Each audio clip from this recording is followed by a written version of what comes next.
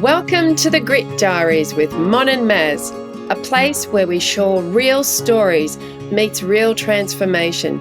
Each episode, we share the journeys of everyday people who's faced life's hardest moments and found their way to hope, healing, and purpose. May their courage inspire you and in the world around you. Let's get inspired.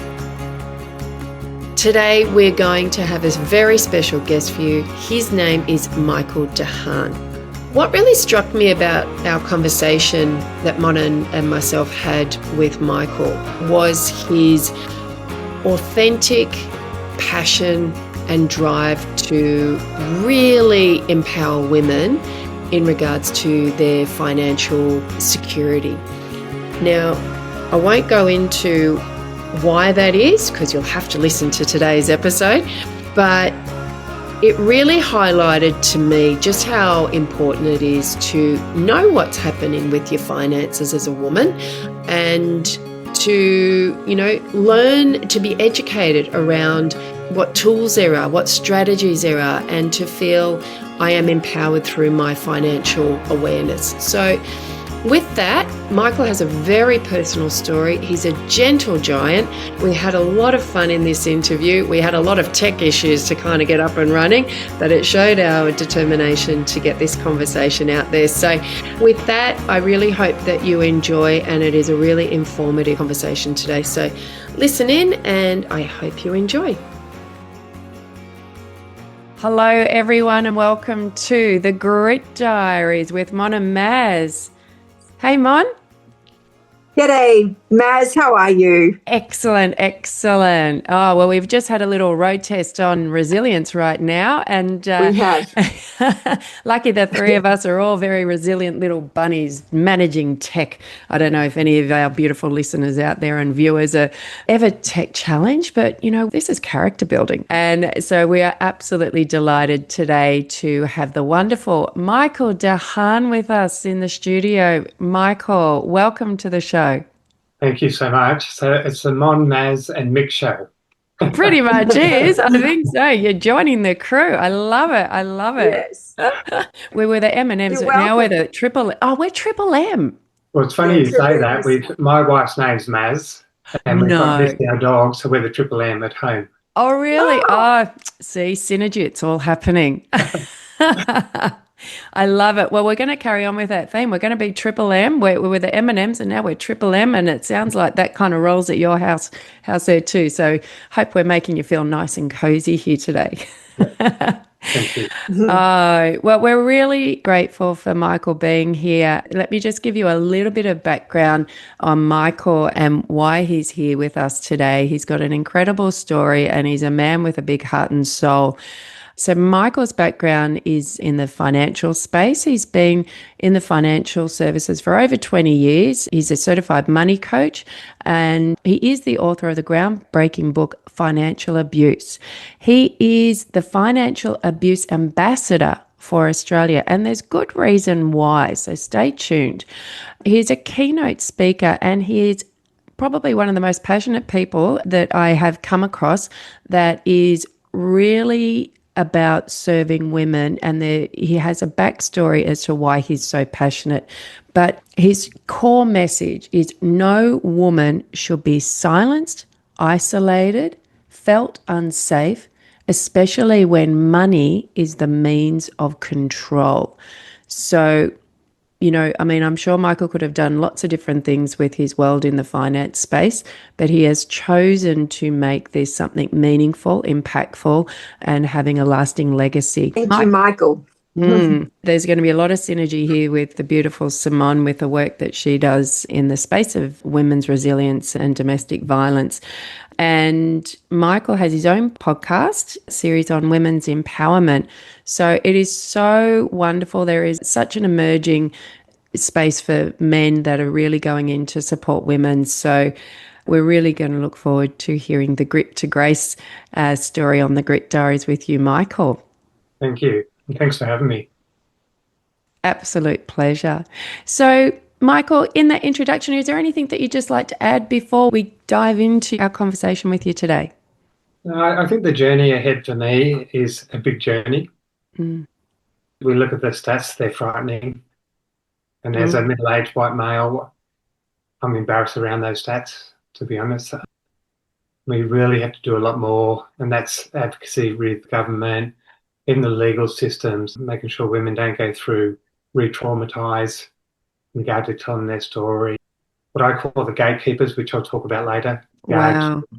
people that can pick up on financial abuse. They just don't know the red flags. They don't know the signals. So there's a lot of Yeah. work to do, but I'm up for the challenge. Yeah.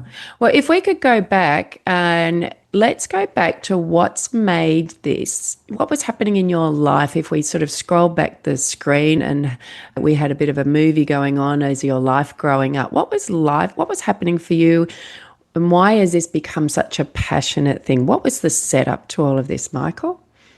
And I think growing up, our dad, he was quite tall, quite strong, very fit, and he had 4 children, and Mm, we were all scared of him.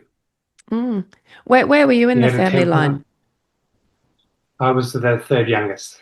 Third I beat my youngest. twin sister Jenny by 45 minutes. Ah, I love Youngest. it. Twins. Competitive edge. Yeah. And it was interesting. He came over from Holland when he was 19. We didn't really know the backstory. He didn't talk about his backstory at all, but he was never happy. Mm, And he, as I said, he had a temper. He worked 2 jobs, so we're really, I suppose, struggling financially. He'd come home at 8:30 at night from his second job, and we'd see the lights come on with the car, and we'd turn off the lights and pretend to be asleep, so wow. we wouldn't sort of see him. We wouldn't see his anger, but we heard his anger every night with his mum. So he'd just verbally abuse her, and Mm, we just had the pillows over our head and just wanted it to go away. So it wasn't, I mm, suppose, a great upbringing. mm, I just accepted it that that's our family. That's our lot in life, so to speak. But I was certainly in a space there, and I think that's started my journey of not speaking up. It's safer mm, not to speak up, mm. safer not to make him angry. And he was very much into sports. I was very good at sports. So, and he coached a lot of the things I did. So I was, a favourite son, so to speak. So again, I was all around pleasing him, Yeah. making So, sure that so you're a twin, Michael, and you had two older siblings, 2 older brothers. Yeah. two older brothers. Okay. And when you mentioned that, it was, you know, easier not to say anything, was there ever a time that you did actually say something?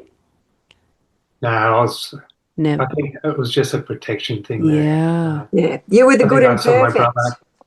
Good and perfect. Totally, Mm. exactly right. Hmm. And it's a The safety roles we play. mechanism. And my brother once stood up to him, and my sister did as well. They had more of a fighting character, and I don't think it served both of them well. So a lot of my childhood I don't remember, and whether that's a safety mechanism in regard to maybe what I saw, what I felt. Mm. So growing up to me was, as I said, just be good at sport, keep your mouth shut, and just try and get over those hurdles when Dad was angry. Dad was in a space there where we didn't feel comfortable or safe at all. You must have felt so powerless.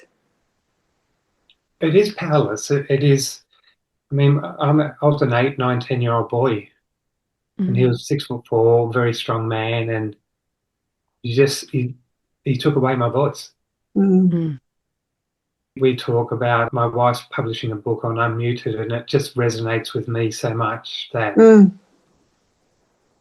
And I without your think that voice, yeah, and Michael, I think that's going to resonate for a lot of people, and obviously in this day and age, we're hearing more and more stories of people that have been, significantly traumatized, as no doubt Simone is acutely aware of, Mm. and that idea of just having your voice taken from you and just sort of having a space in your life where it's feeling like it's come back and you are really making a dent in things with what all the work that you're doing. And we really appreciate you being so vulnerable and sharing what you're sharing Yes. already. thank you. Michael, What was significant about that time for you in what you feel? Was there a significant event that happened that sort of made you shift your experience and how you managed to, what happened? Was it that you left the home at some point, or things got better, or what actually happened, or something with your family? Yeah, I want to share a story, really personal. It's been part of my growth, part of my healing, but I remember the day vividly. I still get shivers when I talk about it. So I was in my room. It was in the morning. My twin sister came into the room and she was shaking. Mm. And she had a quivering voice and she said, I've got to tell you something. And I knew whatever words she was going to say was going to change our lives forever. And she said, I was raped by our dad Oh, when she was 13. So there was a story there that still, as I said, I'm shaking now a bit. mm, It still sits within my body. And no one recovered from that. mm, But I'll share Jenny's journey and why I'm so passionate around stamping out coercive control, around women in particular having a voice, mm, being seen, being heard. So she went down a pathway of drugs and alcohol just to numb the pain. Mm-hmm. mm, She got to a point where she had tried to take her life when she was 17, and the system back then, she was ignored, she was misunderstood, and she was punished for her pain. mm, Yeah. Mm. She was locked away instead of holding her safely. She Mm-hmm. was institutionalized. She got silence and shame. So Mm-hmm. that really, those heavy emotions still sit with me today, and that's over 40 years ago. And when she was 18, when she was released out of an institution, she went to a halfway house and then she came home. mm. And then she was successful in taking her life when she was 18. Michael, oh, Oh, I'd just really like to acknowledge that in this moment. Thank you. Yeah, and you are witness to that journey for her. That Yeah, and it, is, it was uh, a journey, man. It's a journey still as young people. We're 16, just trying to work out what's normal, what's not, like what's mm, life. Nothing mm, really made sense. mm. And Michael, I think what your story and the absolute tragedy at losing your beautiful sister, let alone your twin sister, mm, is when it's hard to navigate life without the interference of trauma coming in uninvited. It's hard enough getting through life as it is. So we can see that when someone comes in and causes the trauma they had, just the devastation that occurs, and for you and the rest of your family, the long-term impact of that has ricocheted out into the rest of your life. And look, I think we're really appreciating your vulnerability and your willingness to share something so deeply personal. Yeah. No, I want to Michael, share with you that. before I go any further, I just think it's important because this is huge. And if there's any listeners listening right now and it's triggered anything, please know the most incredible service Lifeline nationally is available on 131114. And thank you for acknowledging that and also offering those services, because I think it's important for people to reach out. So back then we didn't know how to reach out, we didn't know what to do there, but there are services available there, and talking, releasing that loss and that trauma, Mm, mm, part of the Yeah. healing journey. Do you know, Michael, I heard the best definition of trauma last year, and that is that trauma is the unhealed stories that we keep within our body. Yeah. And I'm just so grateful for you sharing what you've just shared. I think every time you feel safe and you're with people who compassionately hear what you're saying and know the pain of what you've don't know. Well, we do know in many ways. We've got some very similar stories, and yeah, every time you share it, hopefully, one, it can help others, and two, hopefully it helps you a little. Mm. Yeah, thank you. Yeah. I think the journey for me so we just swept it under the carpet. I remember the night that she passed away, I stayed at someone else's house. We didn't talk about it. It was just even a shame within the family that this has happened. How do you go out and tell friends that your sister took her own life? And then there's always a backstory. Why did she do it? Whatever. I didn't want to tell that story. Mm. It was too painful. And I held that story in my body for over 30 years. Mm. And as a result of that, Michael, and again, you know, the people that are watching in and listening in, as they might be hearing that was a similar story to me, or, you know, I know someone that something like that happened, or they're still carrying that trauma themselves. You know, there's a phrase, you know, the issues stay in the tissues.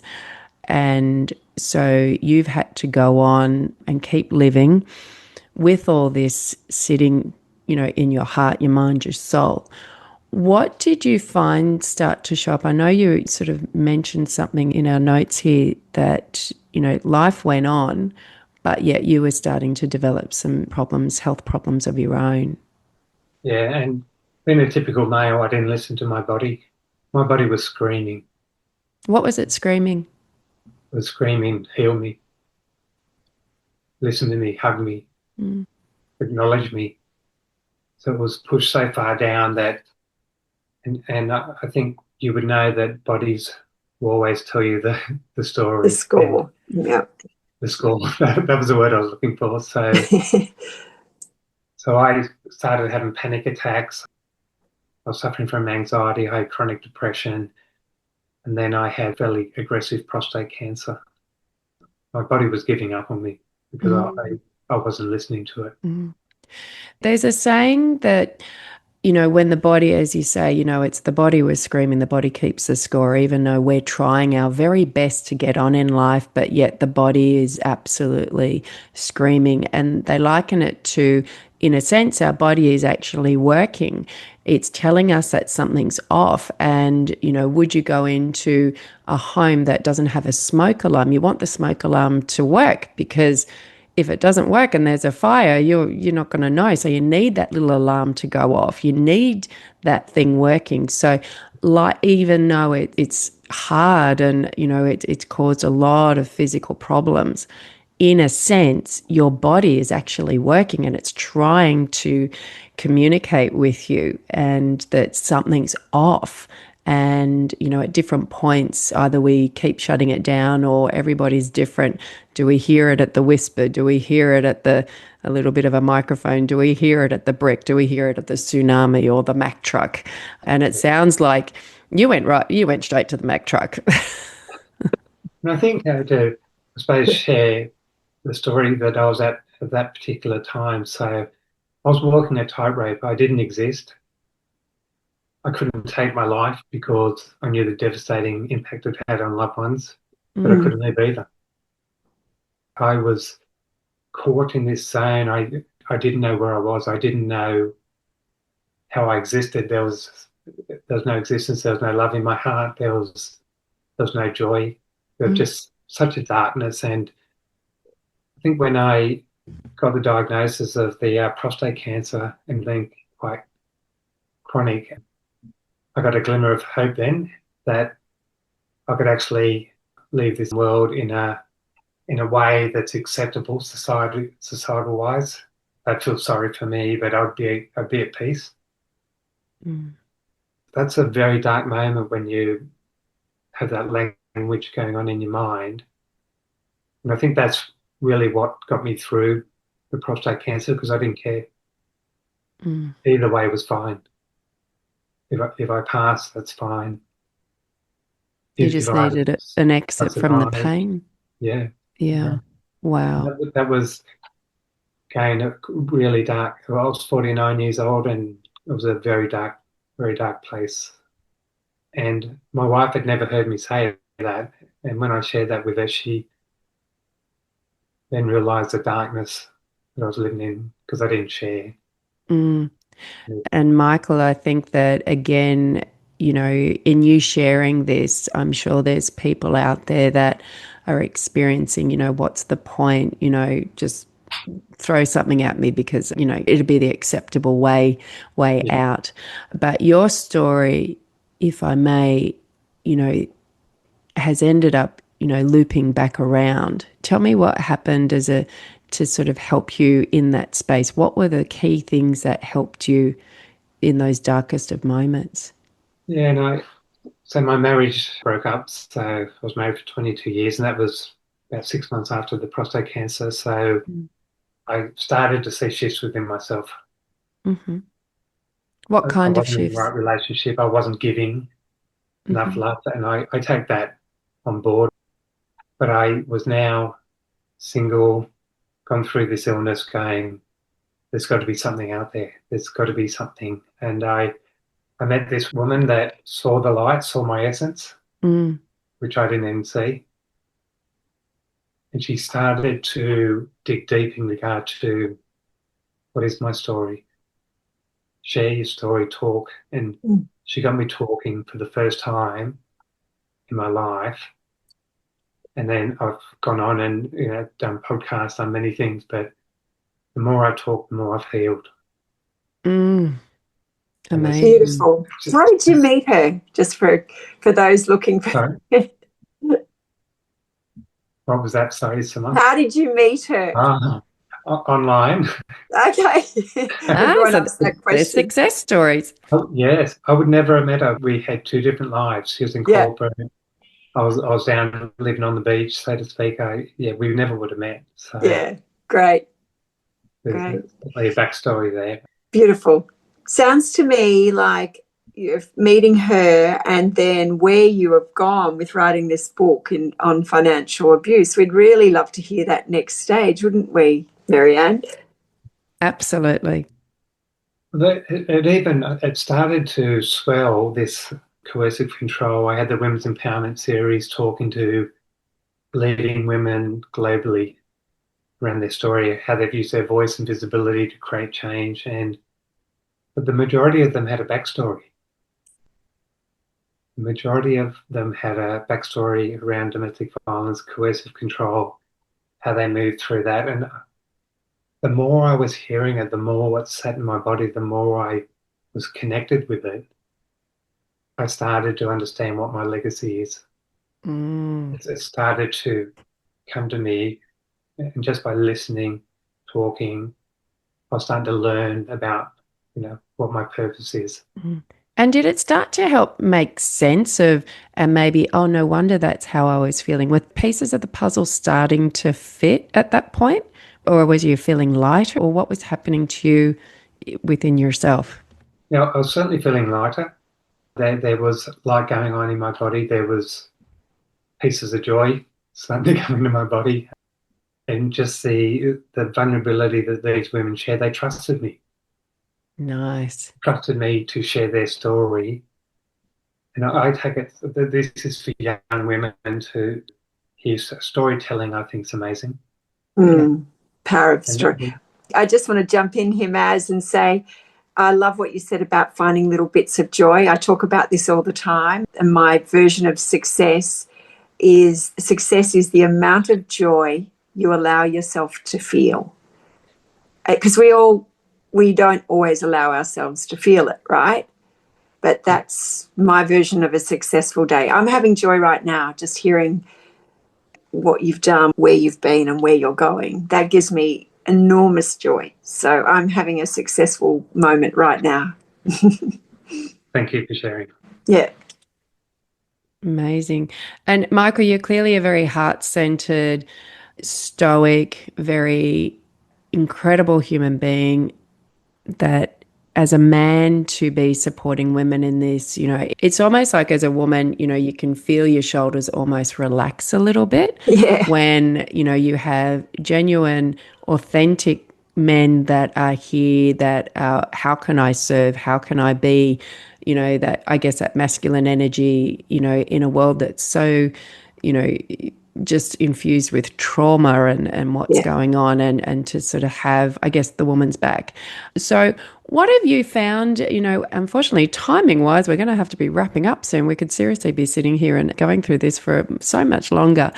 Now we've got about another 5 minutes. And so what has been the joy for you in this? I guess what is your ultimate goal with being a financial abuse ambassador for Australia, and what are you hoping to see as a result?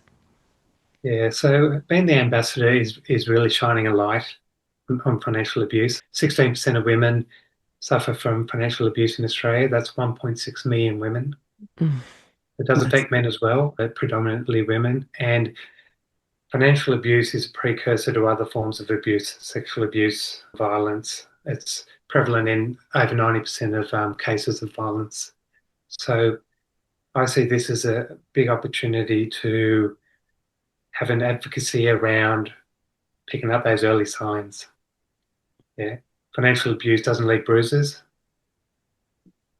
So that if we can actually educate the gatekeepers, and I'm talking about financial planners, mortgage brokers, accountants, anyone that's dealing with clients, and they understand what financial abuse is, the red flags, then it's going to go a long way towards, I suppose, picking up on something earlier and creating change. So we're doing work around that. We're actually talking to a lot of big financial planning groups and doing education for their members. I think that's going to be quite powerful. There's an advocacy role with government. So there was a financial abuse paper by the government, a joint committee of financial services, with 61 recommendations in December. None have been implemented, as far as I know. So it's really holding them accountable. The changes, the recommendations will shift the goalposts in regard to identifying financial abuse and stopping that, or making it harder for people that are abusers to actually keep going in that regard. So do work around that. We write in the book. It's going to be something that I'll drive through organisations, corporates, to really get an understanding of the women in the workforce. If you're looking at 16% on some of these big corporates, that we're talking thousands and thousands of women that, if they just have the understanding that we can create change. So there's a lot of work to do, but it's just like, I even talk about it now and I'm filling my cup. Yeah. And I can even see, Sim, I think you probably say the same thing. We can see the shift in your energy and your face, and you're lighting up as about, even though there's challenges to face with really making significant change, you can see that it's absolute passion for you, and it is something that fills your cup, and knowing that you're making a difference. Absolutely. And I totally take your point, Michael, that it's the first start of the abuse trail usually. And if we go one step back, why does financial abuse happen? I truly believe in Rosenthal that says that violence is an outward expression of an unmet need. And truly believe number one is this fear of not having enough money. You talked back to your father's story of 2 jobs and fear for finance and for money. It is a very big driver of all domestic abuse. So I totally respect your focus on financial abuse and having written that book on financial abuse. I can't wait to read it, actually. Thank you. Yeah. Yeah. I think the big learnings from me, and it was through going to see psychologists, reaching out, my wife in particular, and she uses the phrase a lot, you're not broken. You have in your body that you feel broken. And the other is that the past doesn't define me. So I've got a past, but everyone's got a past. So there's a line in the sand there that you can look forward and say, what do I want to create? Everyone can create, whatever they desire, and to actually have that purpose, to have the legacy really defined. I can picture it. I can see the changes. I can see women in relationships in a respectful way. I can feel it. I can see it, and it will happen. It will, with beautiful men like you really helping charter it. It will. Wow. So remembering you're not broken, that your past doesn't define you, and reaching out for a vision and all those things, and a beautiful partner that allowed you just to be you and human and create some safety around sharing what was really going on. And, we didn't get quite enough time to touch on the fact that you also had a rescue dog as well. That was also very instrumental. And, seeing that you being in these rooms by sort of kind of seeing that other people are going through the same thing, validating, your experience, but also equally validating the other people's experience and knowing that you had something to offer to make a difference. So, Michael, you're a powerhouse, you're a gentle giant, and you're doing incredible things out there. And we really look forward to supporting the work that you're doing. And so tell us, if anyone wants to find you, where do they need to reach out, Michael? Yeah, so they can go to my email. So that's Michael at quantumleap, QUANTUMLEAP-global.com. I can send the link to my book. It's a powerful book. It's a book I'm so proud of. A lot of vulnerabilities there, but again, I'm a lot more comfortable with vulnerability. Yeah, it's the thing now that's, we need everyone to feel connected in this world. It's emerging with AI, and human connection is going to be the most valuable resource that we have, I think. And so from Mon and Maz, we really appreciate you sharing your story, coming on today. And I am sure your twin sister, Jenny, is shining down on you and has made her loss and your family's loss, you're making it mean something and turning the whole ship around. So I'm sure she's very grateful and giving you a bit of a wink and a thumbs up, no doubt. I'm sure she's proud of me. Yeah. She's so proud of you. And that beautiful word grace, which comes out of the Grit Diaries, From Grit to Grace, she sees so much grace in how you're living your life. And yeah, thank you, Michael, so much. You're an absolute pleasure to listen to. Yeah. I appreciate that. Thank you. And again, thanks for making me feel safe and allowing me to share my story. Thank you. All right. From Grit to Grace, the Grit Diaries, from Mon and Maz. Thank you, Michael. Thanks, Mon. Good job. Mon, Maz and Mick. Yeah, the triple M's. Yeah, absolutely. Yeah, the new triple M. Thank you for joining us on the Grit Diaries, From Grit to Grace. If today's story has moved you, share it with someone who needs a little hope. Remember, from grit, we can find grace, and from grace, we can find inspiration. Until next time, look for the joy, keep safe, stay grounded, and never forget that there is a strength within your own story. Take care.